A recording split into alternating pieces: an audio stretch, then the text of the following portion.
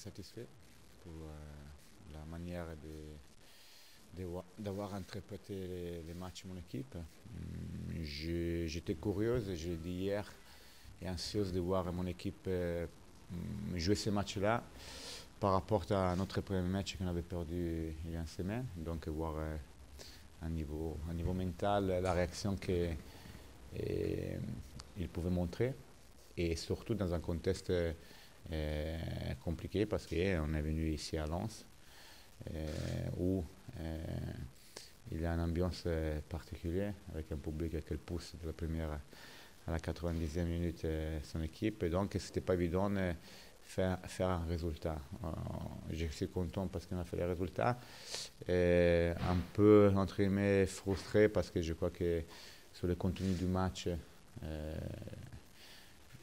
à mon avis, on méritait la victoire, et surtout parce qu'il y a eu des épisodes, voir les pénaltys où, en plus, on vient pénaliser son carton jaune sur Belkebla, qui ensuite prend un carton rouge, où effectivement il y avait tous les extrêmes pour avoir un pénalty. Donc très satisfait en tout cas de tous les contenus proposés. Ça a été un match, il y a eu deux cartons rouges, mais c'est pas la seule. Non, c'était un match âpre. les deux cartons rouges ne reflètent pas l'engagement qu'il y a eu sur le terrain, mais c'était un engagement correct et sportif de la part des deux équipes. Et donc, ça ne reflète pas l'effet qu'il y a eu deux cartons rouges. Ce n'est pas les cartons rouges pour des tacles méchants ou parce qu'il y avait de la tension sur le terrain. Une, c'était suite à un double carton jaune pour Belkebla, et aussi pour les joueurs des Lens. Donc non. Et match très correct, très beau match de football, mais très correct.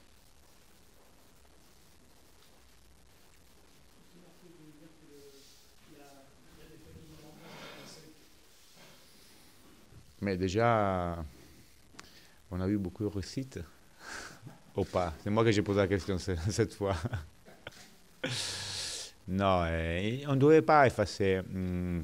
On doit effacer sur le plan comptable, c'est-à-dire qu'on s'est dit en conférence hier qu'on a eu un coup d'arrêt par rapport au fait que nous, on veut enchaîner des points. Et après, c'est vrai, on n'a pas proposé de bons contenus la semaine passée, et donc j'étais anxieuse et curieuse de voir mon équipe proposer des contenus mieux, sûrement de vendredi passé. Et donc il a effacé bien sûr une défaite qu'on a méritée. Moi, je l'ai dit l'autre semaine, on a mérité la défaite.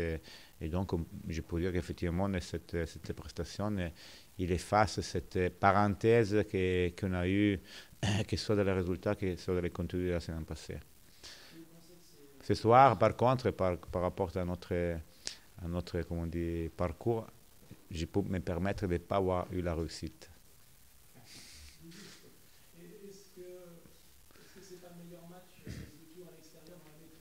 Oui, ouais.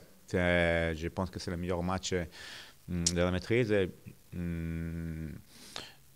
Je pourrais dire que sur les 90 minutes, c'est le meilleur match de la saison parce que on a gagné contre Auxerre, on a gagné contre Sochaux, et avec un deuxième mi-temps sur ce niveau-là, chose qu'on a eu toujours du mal dans les matchs précédents, et c'est le démarrage du match, et surtout la première mi-temps, on n'arrivait pas à s'exprimer comme on a réussi ce soir. Ce soir, sur le contenu, c'est un match complet par rapport à tout. À niveau organisation, l'équipe, comme j'ai dit, il a fait le job, et à niveau qualité technique, l'équipe a montré des choses très intéressantes. Finalement, le seul regret, est-ce que c'est pas justement d'avoir pris le but, d'avoir couru après le score?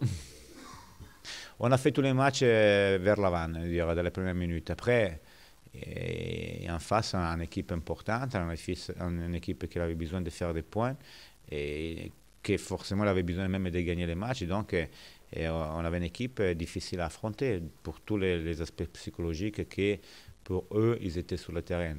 Donc, il y a l'équipe en face qui, bien sûr, ils cherchent de te mettre en difficulté.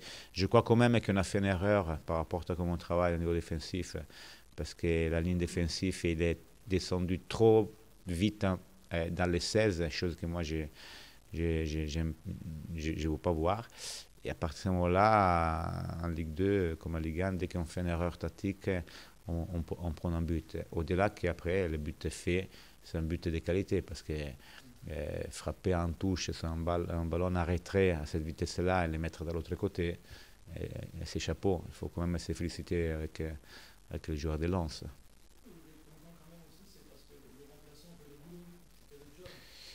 Depuis le début de la saison, je crois que la force vraie de cette équipe, que les joueurs qui rentrent, vous savez très bien que j'aime pas dire les mots remplaçants, les joueurs qui rentrent en cours de jeu, ils ont toujours donné des choses. Et ça, c'est la qualité à laquelle je tiens plus dans ce groupe de travail.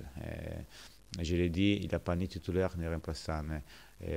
Entre guillemets, tout le monde joue le jeu.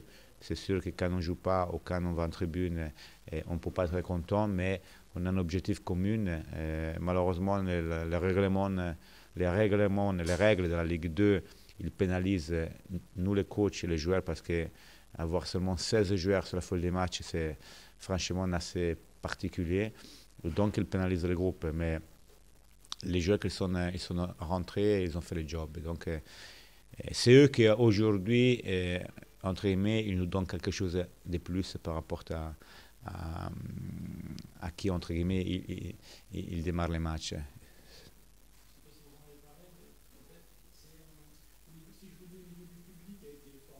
Exceptionnel. Non, mais bon, je pense que tout le monde il rêve de jouer avec un public comme ça, nombreux, qui soutient de la première à la dernière minute son équipe, même dans un moment difficile comme ça.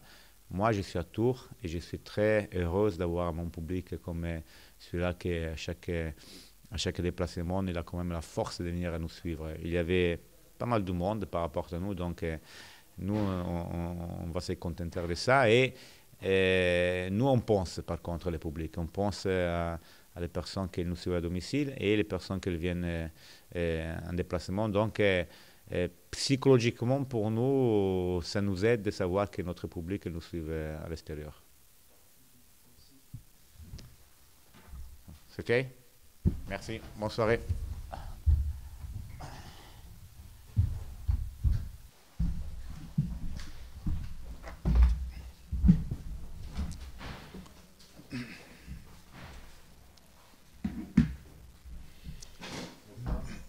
Bonsoir, messieurs, dames.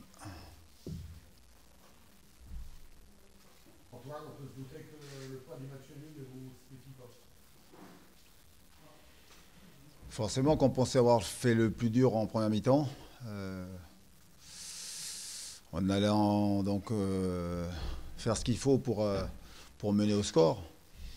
Et forcément que cette deuxième mi-temps, au-delà du but qu'on encaisse, c'est surtout donc la déception de ne pas avoir été capable de jouer, de n'avoir pas été capable de mettre le pied sur le ballon, de poser plus de problèmes à cette équipe, même si c'est vrai qu'ils n'ont pas été très dangereux. Les deux équipes en deuxième mi-temps, c'était un match très fermé, beaucoup d'interruptions de jeu, parce que c'est vrai que des deux côtés, hein, plus dans l'engagement, mais par contre, on a beaucoup couru après le ballon en deuxième mi-temps, et puis on va dire que Tours a peut-être mérité son point du nul, quoi. Si j'analyse cette deuxième mi-temps, c'est surtout ça qui m'embête le plus, au-delà du nul qui est forcément une déception. Hein. Vous avez pourtant fait une entame plutôt satisfaisante et en ouvrant rapidement le score. Après, ça s'est un petit peu délité. Oui, il y a eu beaucoup de situations pour justement ouvrir le score, comme on l'a fait, puis après derrière être capable de marquer un deuxième but. Mais après, là, je parle de la deuxième mi-temps où forcément que c'est pas la deuxième mi-temps que j'attendais, d'une équipe qui mène au score. On n'a pas pu exploiter donc des situations pour contrer cette équipe, pour prendre les espaces. Et puis forcément qu'on a beaucoup couru après le ballon aussi. Hein, et même si c'est dur à accepter, Tours en ayant peu de situations dans cette deuxième mi-temps, donc ils ont été capables de marquer. Je me demande encore, j'ai pas trop compris. Voilà. Vous avez l'impression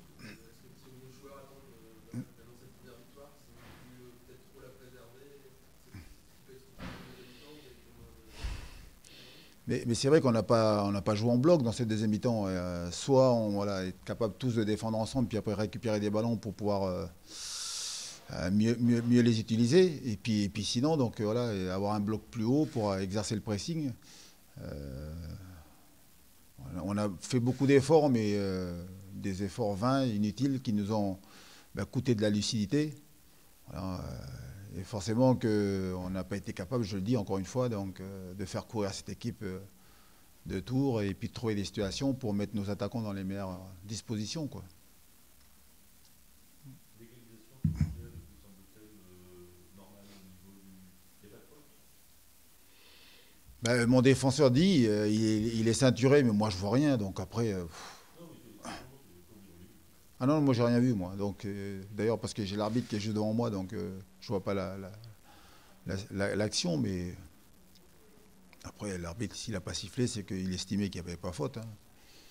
Moi j'ai pas, j'ai surtout à dire que voilà, le but qu'on encaisse forcément nous coûte les 3 points de la victoire. Mais après ce qui m'intéresse surtout, c'est cette deuxième mi-temps qu'on n'a pas validé, quoi. Validé en termes de jeu et puis validé en termes de résultats. À savoir que voilà, à Brest on a perdu, mais on fait un très très bon match.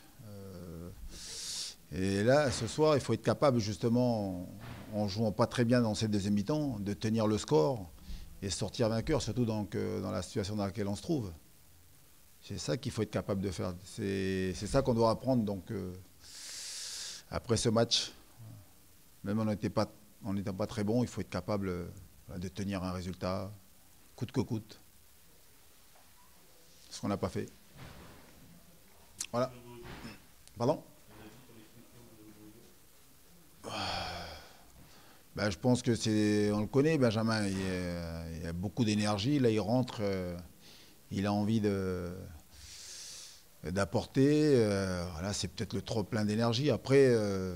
Bien sûr qu'il y a faute, mais je ne pense pas que ce soit aussi grave que ça. Bergogneau est revenu sur le terrain. Mais bon, après l'arbitre, il a pris la décision. Il ne doit pas se jeter, je pense. Après, il n'a pas la volonté de faire mal, quoi. L'arbitre a pris la décision, on ne peut que la respecter, hein. On ne peut pas faire marche arrière. Voilà, merci. Merci.